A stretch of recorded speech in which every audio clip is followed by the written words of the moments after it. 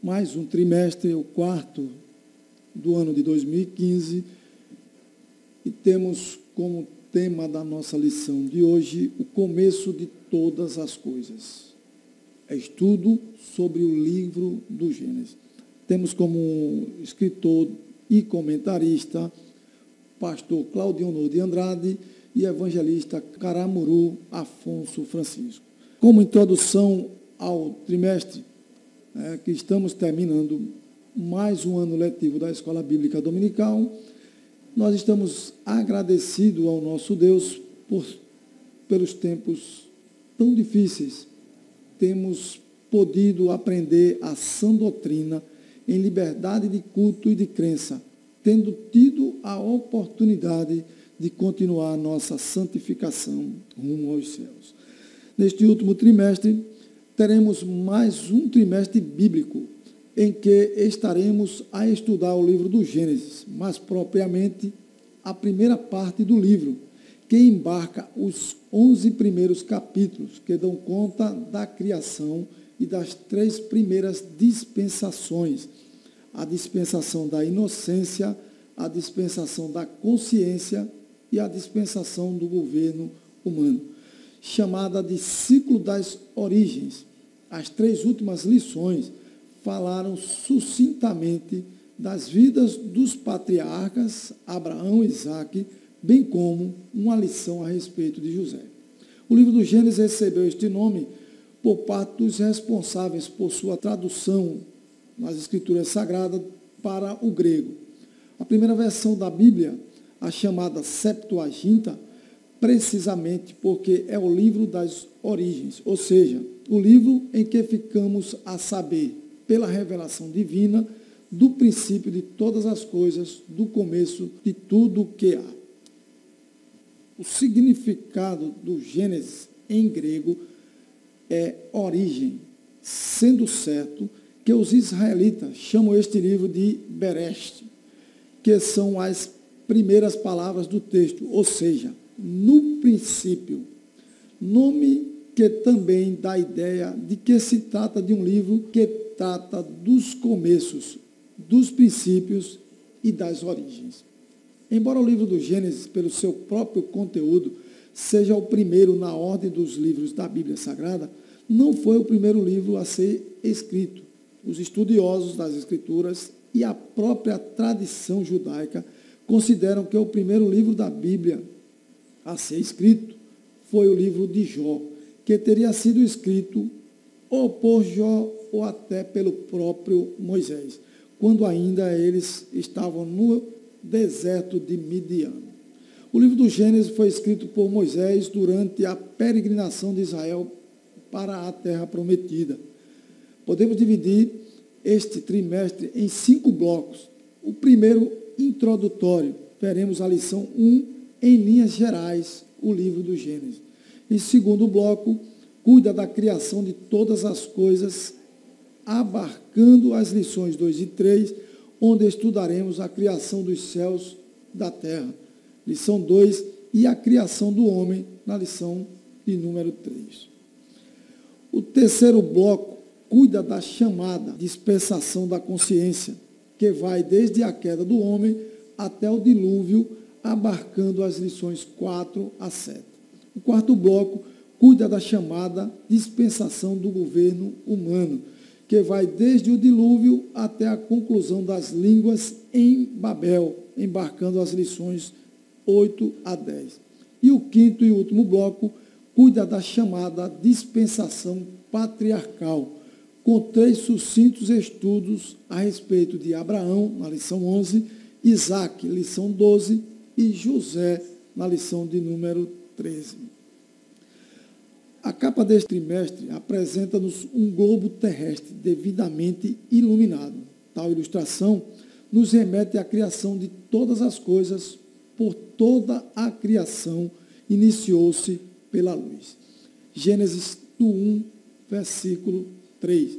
Ao começo de todas as coisas, que é, aliás, o título deste trimestre. O comentarista deste trimestre é o pastor Claudionor de Andrade, consultor teológico e ex-gerente das publicações da CPAD, que ao término deste trimestre tendo refletido sobre o início de todas as coisas, possamos aumentar nossa fé, que aquele que começou a boa obra também fará com que se tenha a consumação, que já está devidamente revelada nas Escrituras Sagradas. A leitura bíblica em classe que se encontra no livro do Gênesis, capítulo 1, versículos de 1 ao 10, depois versículo 14 e em seguida o 26. Diz assim a palavra do nosso Deus. No princípio criou Deus os céus e a terra era sem forma e vazia, e havia trevas sobre a face do abismo, e o Espírito de Deus se movia sobre a face das águas.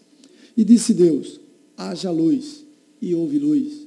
E viu Deus que era boa a luz, e fez Deus separação entre luz e as trevas. Deus chamou a luz dia, e as trevas chamou noite. E foi tarde e amanhã o dia primeiro. E disse Deus, haja uma expansão no meio das águas, e haja separação entre águas e águas. E fez Deus a expansão e fez a separação entre as águas que estavam debaixo da expansão e as águas que estavam sobre a expansão. E assim foi. E chamou Deus a expansão céus. E foi a tarde e amanhã o dia segundo. E disse Deus, ajuntem-se as águas debaixo dos céus, num lugar, e apareça a porção seca. E assim foi. E chamou Deus a porção seca terra, e ao ajuntamento das águas chamou mares. E viu Deus que era bom. Capítulo 1, versículo 14. E disse Deus, haja luminares na expansão dos céus, para haver separação entre o dia e a noite, e sejam eles para sinais e para tempos determinados, para dias e anos. Versículo 26. E disse Deus, façamos o homem a nossa imagem, conforme a nossa semelhança, e domine sobre os peixes do mar, e sobre as aves dos céus, e sobre o gado, e sobre toda a terra, e sobre todo o réptil que se move sobre a terra. O comentarista da nossa lição inicial desse trimestre, ele nos dá uma ênfase que sem o Gênesis não teríamos condições de responder às grandes perguntas da vida. Quem fez os céus e a terra? De onde viemos? Tendo em vista a sua importância, a nossa fé. Começaremos a estudar a partir de agora essa porção tão querida das Sagradas Escrituras. E que o Senhor nos ajude a entender a sua obra criadora e o propósito da sua criação.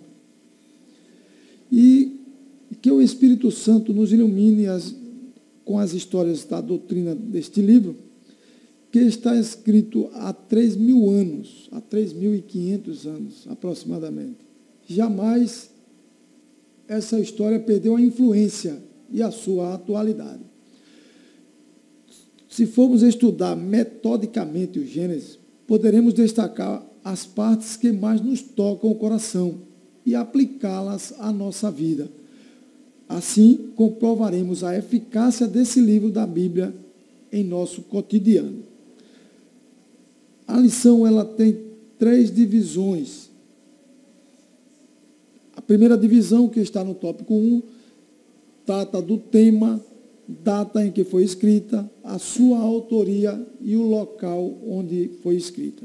O segundo são os objetivos do Gênesis, que vamos tratar porque Deus inspirou a escritura do Gênesis. E o item de número 3, o conteúdo do Gênesis. O tema.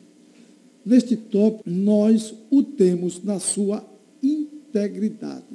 A autoria deste livro, pelas evidências da própria Bíblia, indica que o livro foi escrito por Moisés. Podemos fundamentar essa afirmativa em Lucas 24, 44. Inspirado pelo Espírito Santo, ele selecionou as narrativas orais, os registros genealógicos conservados pelos hebreus, redigindo-os como um todo, coerente e lógico. Trata-se de um texto confiável e sem contaminação mitológica. Jesus mesmo atestou-lhe a historicidade em Mateus 19, do 4 ao 6. Sua inspiração divina é incontestável. O local onde este livro foi escrito, a nossa lição nos traz que esse livro foi escrito durante a peregrinação dos filhos de Israel rumo à terra prometida, ou seja, entre o Egito e o deserto do Sinai. Isto nos garante a própria Bíblia em Êxodo 24, versículo 4.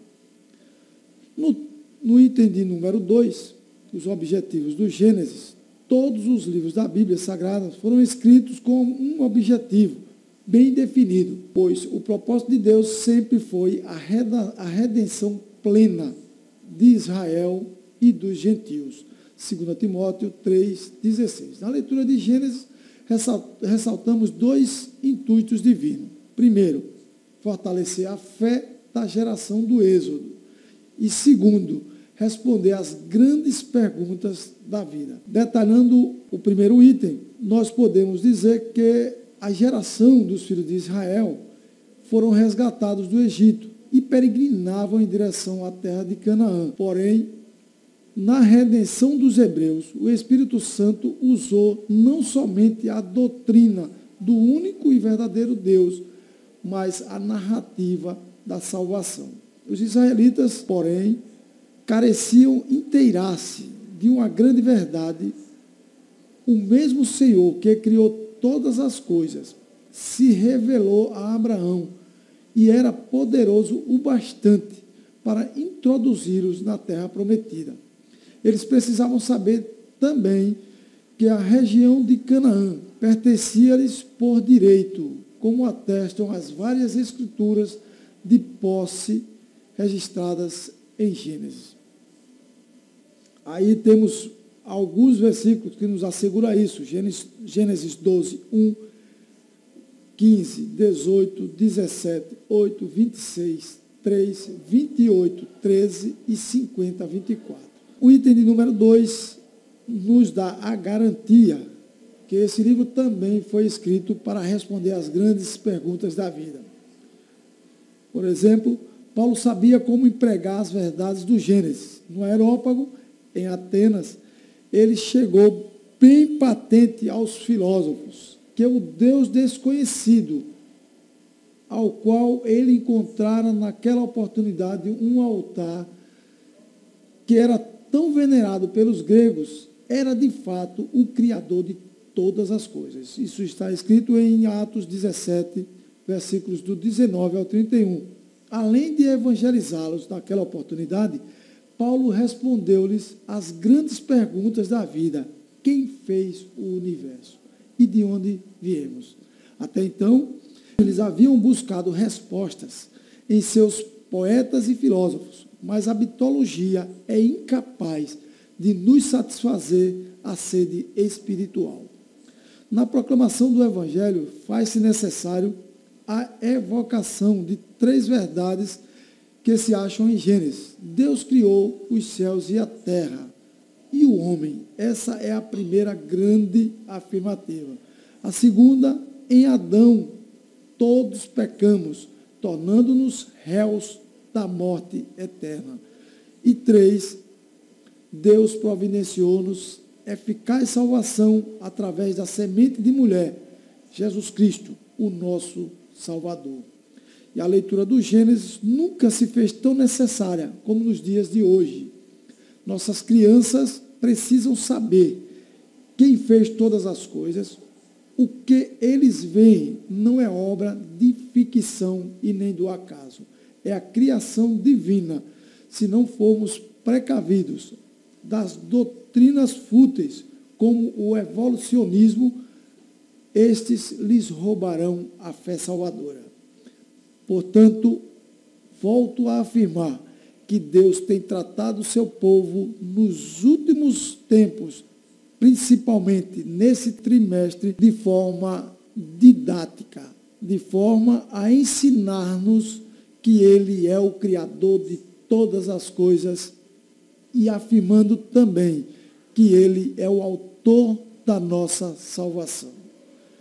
No item de número 3, o conteúdo da nossa lição traz basicamente o conteúdo do Gênesis.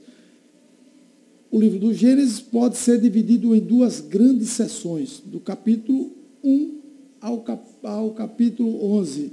Temos histórias primitivas, que vai da criação ao recomeço da civilização através de Noé.